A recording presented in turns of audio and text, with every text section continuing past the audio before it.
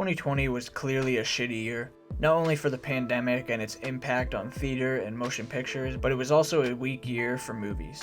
In comparing 2020 films to the ones from the prior year, there is no comparison, but I did find a few that I enjoyed and even some, in fact, that I think are almost perfect. Before I get to my top 10 and my honorable mentions, I want to give a disclaimer by stating that the opinions expressed here are all my own, so let's get into it.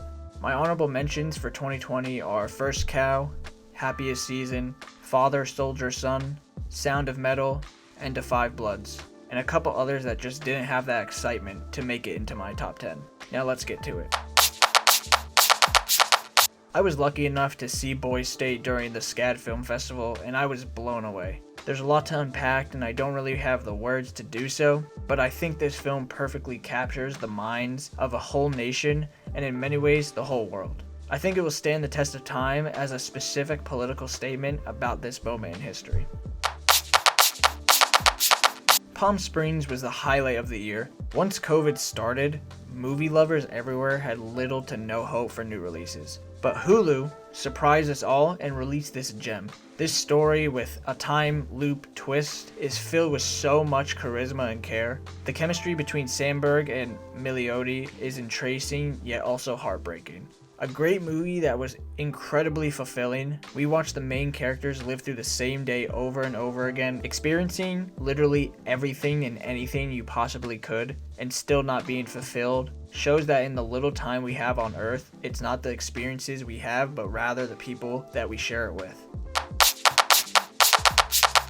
Possessor is the best horror movie 2020 had to deliver. The film grabs you with a fantastic opening scene that is tense and ambiguous. From there, it becomes disturbing, disgusting, and pretty bloody.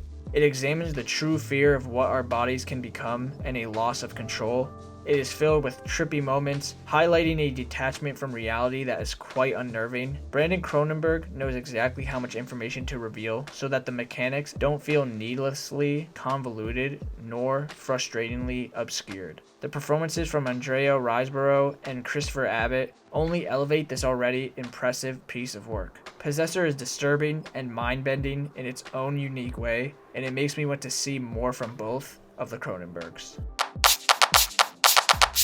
When I first saw Tenet, I was not expecting what I got. Like most people have said, Nolan made this film so you have to watch it again, which I did, and that's when the magic was seen. The plot of Tenet is indeed convoluted, and it is Nolan's most attention-grabbing film. Very unlike his previous movies, which I don't think were hard to follow at all. John David Washington is a solid protagonist, and Elizabeth Debicki and Robert Pattinson are always interesting. The reason it's high on my list, though, is due to the extraordinary action scenes. Nolan perfectly puts the strings together when it comes to visual effects, practical effects, sound design, sound mixing, as well as editing and the score. My jaw dropped the first time I saw the car sequence and the third act, and my jaw dropped even further the second time I saw it.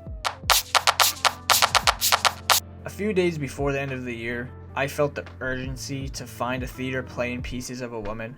I got my wish and was able to watch it all to myself. Pieces of a Woman is a deeply resonant and heartbreaking drama grounded in grief, drowning in darkness, yet guiding viewers to a glowing light at the end of the tunnel. It's astonishingly raw in its portrayal of the anguish and pain experienced by a couple suffering from both the emotional and legal aftermaths of a cataclysmic tragedy.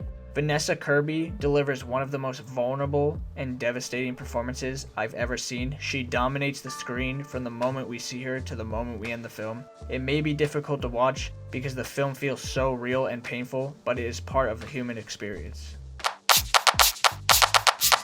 Black Bear was another film I was fortunate to watch during the SCAD Film Festival, and it left me completely in shock. I got tickets only because of Aubrey Plaza and Christopher Abbott, with no idea what the film was about, and it became one of my absolute favorites of the year. The structural choice made here is daring, yet necessary. Every detail is deliciously specific and real. Aubrey Plaza gives my favorite performance of the year here, transforming herself into the character and making it seem like she's just being herself at the same time. It's an effortless perfection, and this film is a hidden gem. Along with Boys State and Black Bear, I got to watch Minari as part of the SCAD Film Festival, and for me, it was the most anticipated film of this year. Being a huge A24 fan and following all the buzz from the festivals, I was ready for greatness, but in the end, got absolute perfection. This is a human film right here, a real human experience.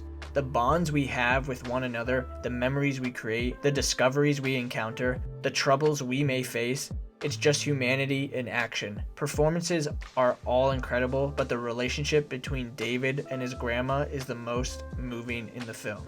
It's very rare that a film is able to balance tones so well, but Minari strikes the delicate balance between heartwarming and heartbreaking perfectly. Soul is the epitome of an animated film.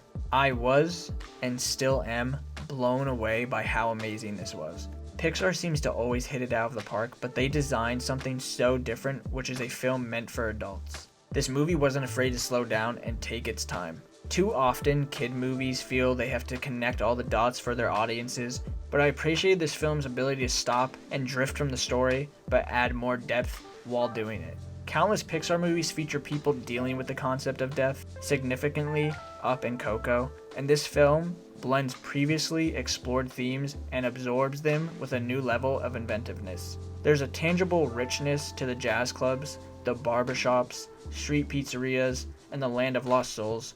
The score is great, it's simplistic and memorable, the humor is fantastic, it is full of hilarious jokes, gags, and one-liners, the character designs and voice acting are superb, I loved it, and it will become one of my favorite films over time.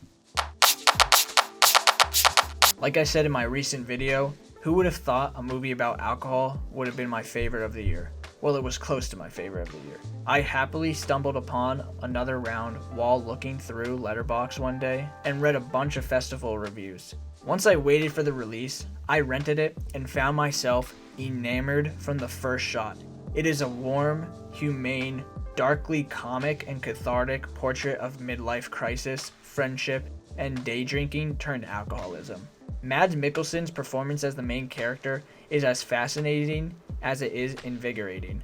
From the dullness his character is experiencing in the beginning to the pure euphoria in the end, I don't want to say too much because I want to make a video solely for this film alone. All I know is that if I watch this again, it might be number one.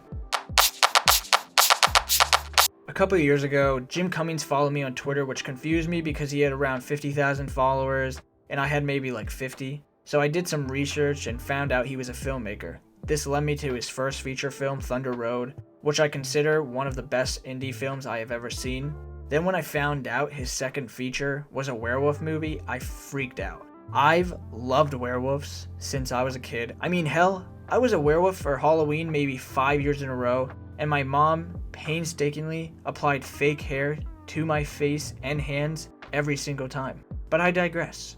Because of that follow, I am fortunate to have seen two amazing films, and wow did he hit it out of the park with The Wolf of Snow Hollow. Jim Cummings is the best thing about his own films. He himself, funnily enough, is the greatest asset to his own work.